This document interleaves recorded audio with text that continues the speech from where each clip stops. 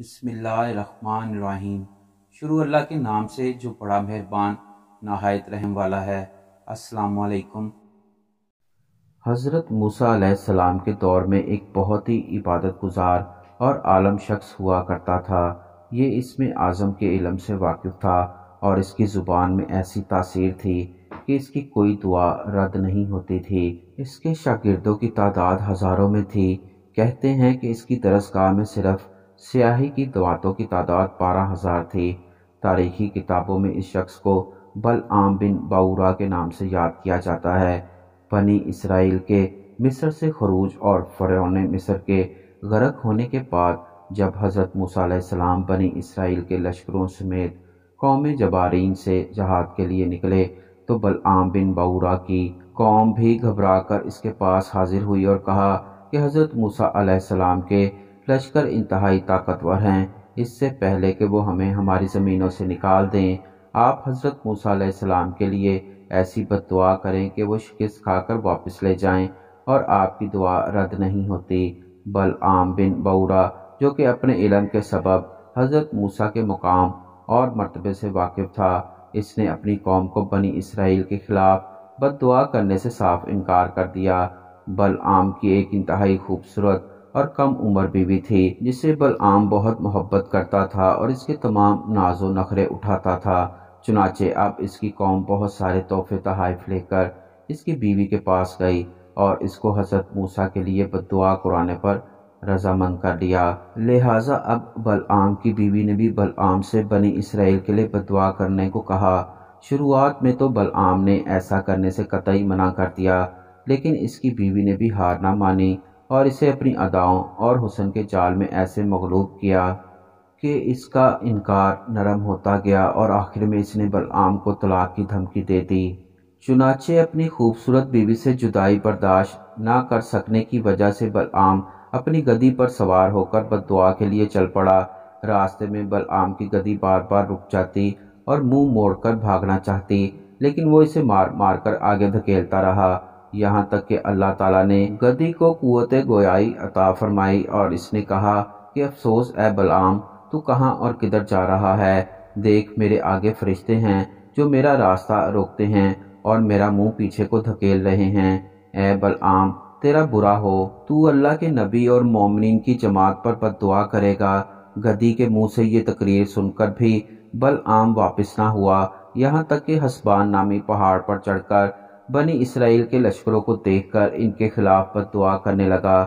لیکن اللہ تعالیٰ کی شان کہ وہ جب جب حضرت موسیٰ کے خلاف بد دعا کرتا تو اس کی زبان پر اس کی اپنی قوم کے لیے بد دعا جاری ہو جاتی۔ اس کے باوجود وہ اس عمل کی کوشش کرتا رہا اور اچانک اس پر غضب الہی نازل ہوا اور بلعام کی زبان لٹک کر اس کے سینے سے جا لگی۔ اس وقت بلعام نے اپنی قوم سے رو کر کہا، افسوس، میری دنیا اور آخرت دونوں برباد اور غارت ہو گئیں۔ میرا ایمان جاتا رہا اور میں خدا کے قہر میں گرفتار ہو گیا۔ اب میری کوئی دعا قبول نہیں ہو سکتی۔ تفسیر ابن کثیر کے مطابق اس عذاب کے بعد بھی بلعام نے اپنی قوم کو ترغیب بتائی کہ ہزاروں لڑکیوں کو بہترین پوشاک اور زیورات پہنا کر قوم بنی اسرائیل میں بھیجو، اگر ان کے کسی ایک فرد نے بھی زنا کر لیا تو انہیں شکست ہو جائے گی۔